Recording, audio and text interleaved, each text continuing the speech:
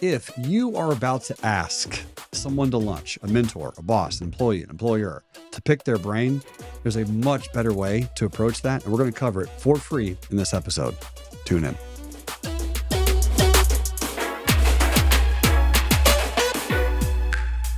So how do we add enough value so that you pick us or they pick you? Mm-hmm. I'm going to give you a pro tip of all pro tips. I promised in the last episode. Now, this is one that's interesting to me because I get hit with this a lot, and I'm sure you do as well. And so this is like a gift for a lot of listeners. I get asked probably on a daily basis, how can I add value to you? But in that challenge, that's a good question. It's a great question. Even that is a good question. Thank you, everyone who asking. But the problem is now you're giving me homework. Now I have to think of how you can add me value. And we don't even know what you're good at. Precisely. Right. The best thing for someone to do, for those who are listening, if you want to add value to someone, find out on your own time, with your own energy, with your skill sets, what you can do for that person and then bring it to them. Yeah. If you are a ghostwriter, bring the book finished, 85%. If you are an amazing video editor, or if you have another incredible talent with Excel spreadsheets, marketing, bring something already finished, already finalized, give it to me on a platter. Mm-hmm. Because if you want to create income for yourself, solve wealthy people's problems. Ooh, man.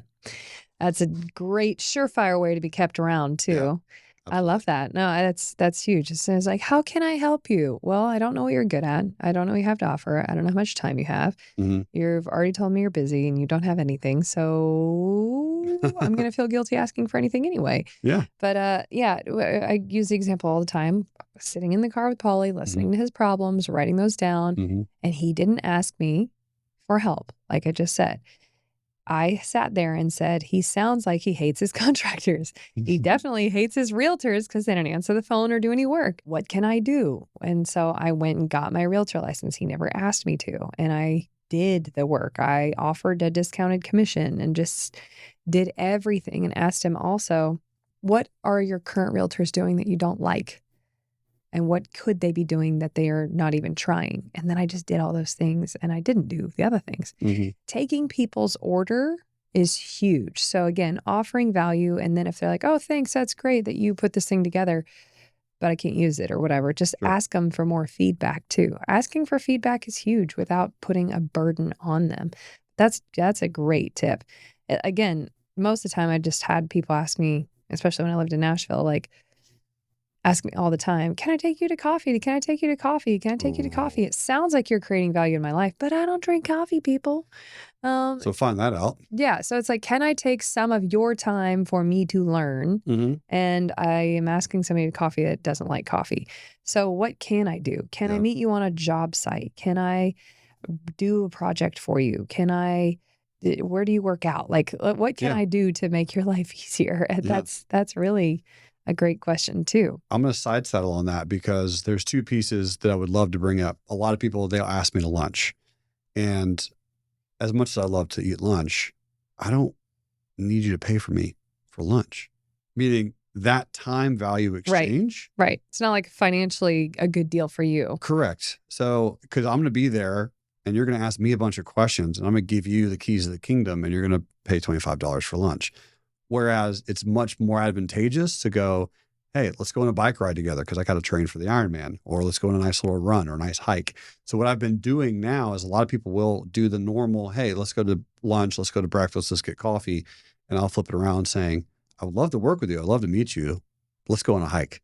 Let's go run. Let's go on a bike ride. Right. Because now I can start to fit those into your lives. Right. And so again, for those who are listening, if you're in that position where you want to connect with somebody, or you need to connect with someone, or you want to begin to elevate, find out what that person is, right? They should look up and find out, does Britnie drink coffee before they invite you to coffee? Right.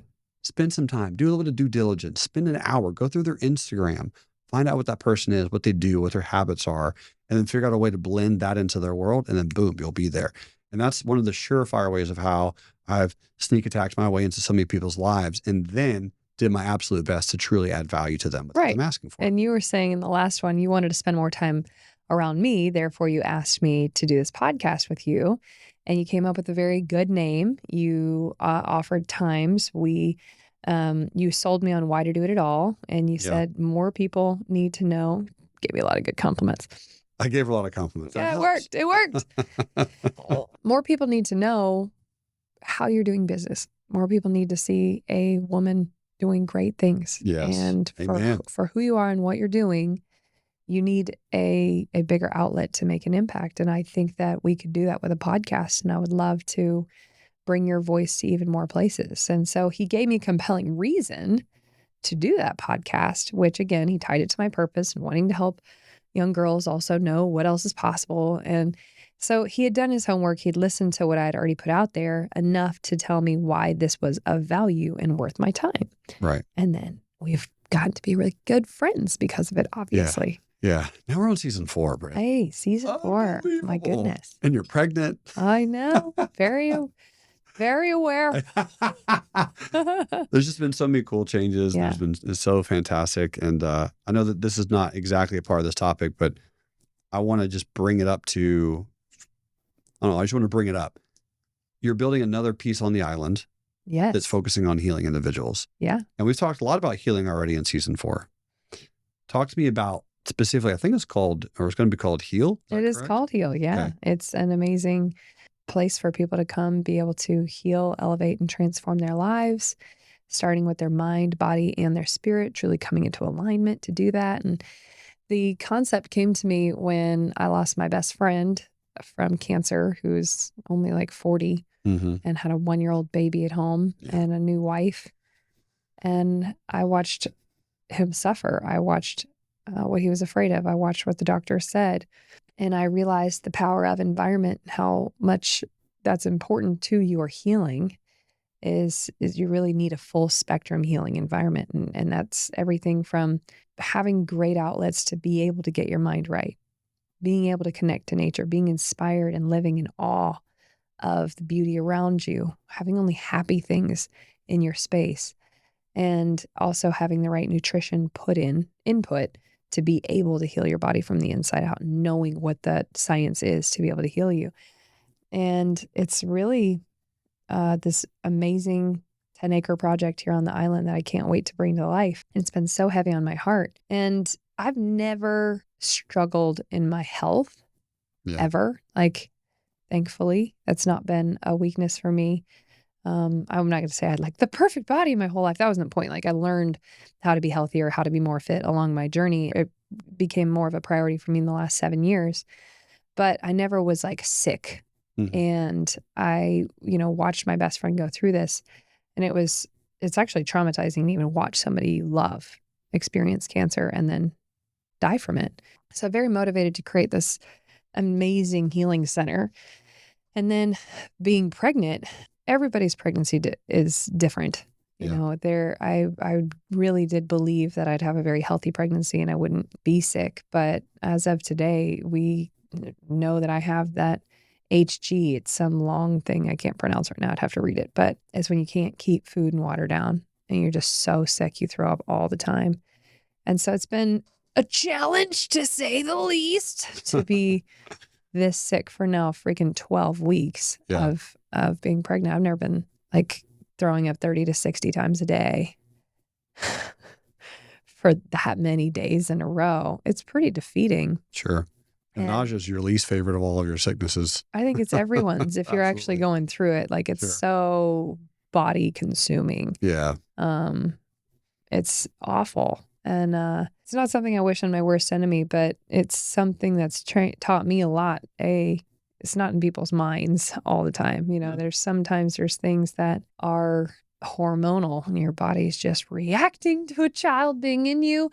And there's just been so many really stupid pieces of advice people have tried to say and love. And they try to say it to encourage you, but they weren't sick. They didn't go through it, and or they're a guy. They have not gone through anything like that. And so I've learned so much about becoming even just more gracious to people who are suffering. How can you encourage them without assuming you truly understand what they're going through? What are the pieces of elements of kindness you can drop into their life when they're going through, as your wife would call it, the dark night of the soul, when you are facing, you feel like you're looking death in the eyes. And and I at least have something to look forward to. So the sickness is completely separated from like the desire and excitement for a baby. Those are different things, but I've learned a ton, and I don't believe anything is wasted. I didn't believe I had to suffer to appreciate this baby. I didn't believe I had to go through hard times to then have empathy for others. But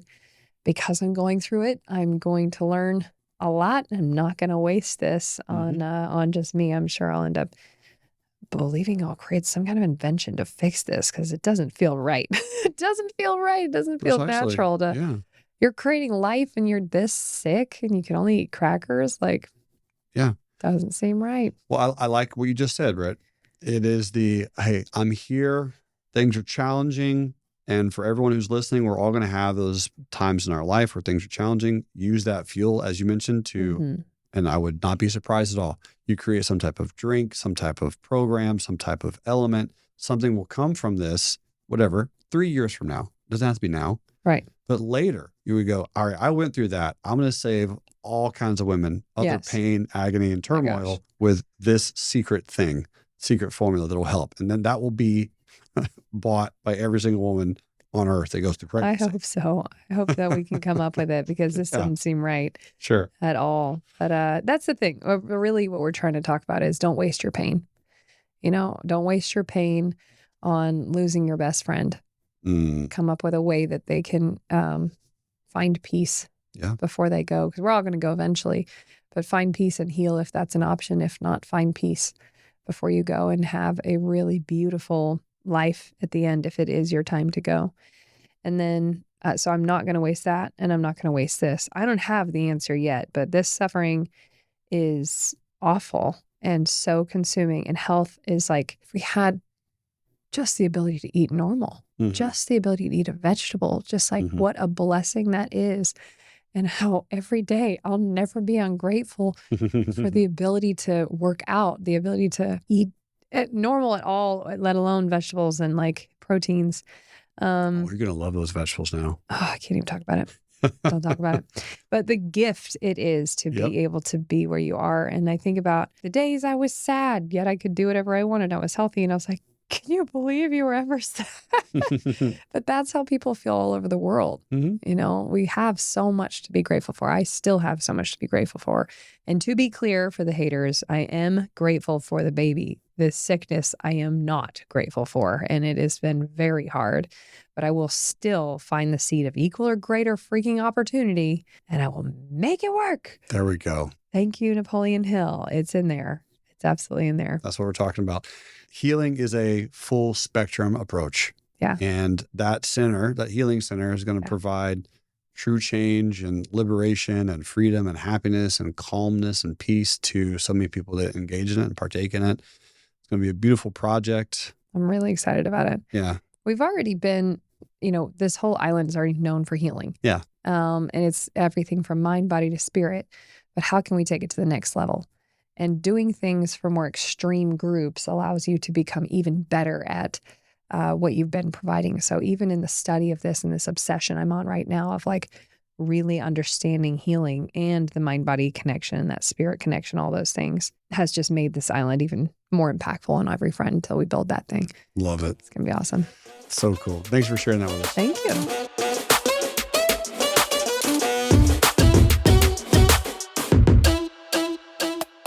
Season 4 was recorded right here at the Ariel BVI, Buck Island. The goal is to get you here. We want you to see the studio, but more importantly, we want you to experience the magic, the miracles, and the healings that will only take place in person at one of our Elevate Summit events. They are life-changing, they are incredible, and we need you here. We would love for you to attend the love, the abundance, dream, presence, and strength. Go to broketoowoke.com, check out the next Elevate Summit where you can hang out with Britnie and myself, change your world, and elevate together.